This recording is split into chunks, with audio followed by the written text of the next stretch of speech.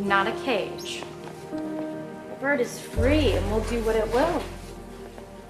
This is for them, not us. They're loyal creatures.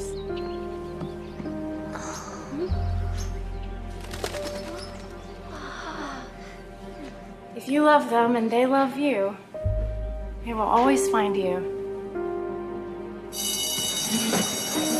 We'll pick this up after recess. No running!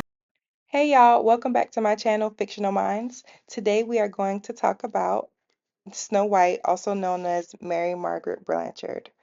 Okay, so Snow White is, of course, one of the most loved characters of the series. And I think what I'm going to do is split this between Snow White and Mary Margaret, just because I feel like they were very different people. Okay, so starting with Snow White, we get to see when she's a child and which starts this whole escapade of the evil queens. Snow White tells Regina's mom a secret about Regina being with the stable boy. Her mom didn't agree, and she ended up murdering Regina's love, which then set Regina on the path to go after Snow White. We also get to see how Snow White was a brat as a child. She was a spoiled brat, but her mom was a really good figure and let her know that it's not okay to treat people differently just because they may not have as much as you. And I also think that when Snow White's mom died, that kind of gave her that push to always lead with kindness. And so I think that that's what pretty much got her on her start to being who she is. I mean, not only that, I think a lot of humbling happened when she had to live in the woods. You know, she went from being a literal princess living in a castle to in the woods running for her life. Okay, so some of her top traits are kindness and empathy, self-sacrifice. She's courageous. Throughout, we do see a lot of growth. I mean, even from the childhood to I guess she was maybe a teenager by the time she met Charming. I'm not sure what the age ranges are, but we do see that she has growth and she's very protective of her family. Snow White is also not afraid of a challenge. And so I think when we see her first meet Charming, it was she was abandoned and she was stealing from him, but he ended up catching her in like this net, and I think that's when she gave him the nickname Charming, and you felt kind of the connection there. But she was also kind of reserved because he was getting married to someone else, and so she kind of put her feelings aside and did the right thing by not going after a married man. And let's skip over to Mary Margaret. Although she did have that same kind of, she was very hesitant to um, be with David. She still gave in to that temptation, which is very different, I believe, from how Snow White is. So Mary Margaret gave into the temptation. Mary Margaret is also very reserved and shy. She's not as bold as Snow White, which is very interesting. Another thing I'm thinking about is how in the show, you know, David is with someone else and she ends up taking Catherine's man, and the actor, uh, I can't remember the guy's name, but the one who plays Snow White is Jennifer Goodwin, and they actually were in different relationships when they started on the show, and apparently got together, during Once Upon a Time. So it's like art imitating life or life imitating art. I think that's pretty interesting. So. I think with that, they wanted to show us that she is not perfect. Although, we look at Snow White as kind of the moral compass of the show, it lets us see that, yes, she is considered a hero or heroine, but she is not perfect. And we have a couple things that kind of points to that. One thing that I can think of off the top of my head is her putting like evil into another's child. And I know that was her and Charming, but let's be honest, she led that charge. And so, although that was something bad that she did, I don't think it makes her a bad person. But we do see that of all the things that she does, it's like she's, you know, perfect or portrays as perfect. And then the slip ups that she have are just extremely bad.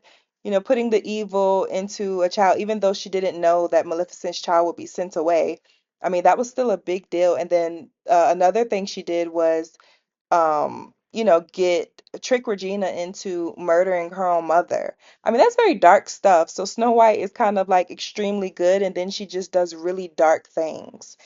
And so, but I do see they were trying to show that everyone isn't all good and or all bad. And I think they did a really good job at bringing Emma in and kind of making that known. She's kind of in the middle of the heroes and the villains. She's just a normal person. There is no heroes, villains. They're just people who do good things and who do bad things.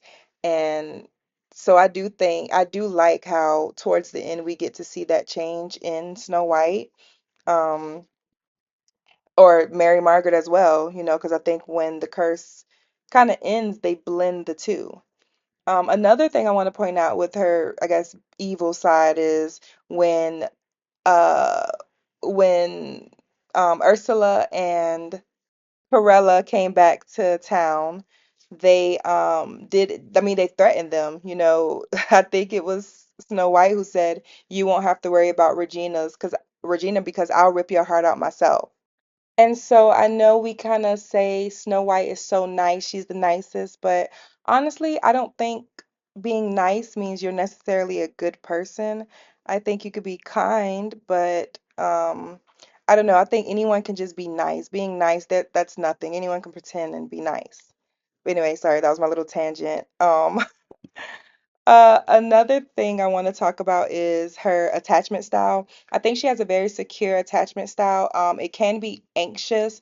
However, I mean, she went through like dark curses where actually both of her children were ripped from her arms after having them. So it's very understandable, the anxiousness. But she's very secure. She was able to form really deep and trusting bonds with people on her journey, even while running away from the evil queen, not really knowing who she can trust. Charming, of course, Emma, her daughter. Who else? Oh, Little Red Riding Hood. That was one of her best friends. And also, she was still able to forgive Regina. I think she kind of leans into love and forgiveness, being loyal. She is very, I guess, open in that way. Now, I want to go back to something that I spoke about when I was talking about Regina and how when they were about to execute Regina, when they put the blindfold on her and her mouth kind of opened, and in my opinion, I felt like it was relief. I mean, back to we know that Regina tried to unalive herself at one point, even though she denied it. But going going to she was just in so much pain and it looked like it was relief. However, Snow White saw that face and she stopped the execution. Now, I'm not going to ever say anyone should be executed, but this for purpose of the TV show, I believe she saw the relief in Regina's face and did not and saved her because of that, which is kind of odd. I think she wanted Regina to suffer. Um, my opinion, but I think she wanted her to suffer, which is kind of in line with kind of how I view Snow White. Which again, I do like her as a character, but I definitely think that she does not necessarily have the moral high ground that she tries to stand on, with judgments. And that's why I love when she met her daughter, Emma, and Emma kind of broke that down. Like, like, there's no villains and heroes and, pirates. We just need to work together. And I think that kind of broke those walls down, because her and Charming separated themselves from who they thought were not worthy. So I that's just something that I noticed about her. I think one of her core wounds or core like fears are not being able to protect the ones that she loves. Not necessarily Mary Margaret, but Snow White is a protector.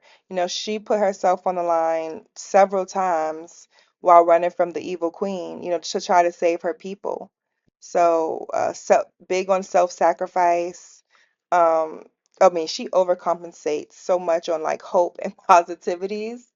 She is in denial and very delusional, but I actually like that about her because it's like when you're faced with just everything going against you and it just seems like there's no light at the end of this tunnel. She sees the light and she fights for the light. And I can actually relate to that. If it's raining on a day I want it to kind of be out and about, it's like, at least it's not flooding. That's kind of how which I'm also annoying to my sister, specifically her, because she's kind of like a doomer, like it's doom, and I'm more, well, at least this, I kind of I look at the bright side. It's natural. I don't mean to do it. It's just automatically I go to the bright side of things. So, I can relate to Snow on that. And also, I think even though it can be annoying, and we saw how she drove Emma crazy by being so optimistic in season 3 of thinking they were going to get uh, Henry back, which they did. Of course, she was right, but it can be infuriating. I can definitely see that. Some of the big moments in her life that I believe changed her life was, losing her mom as a child. I do think that's what kind of pushed her into being like a kind, loving princess.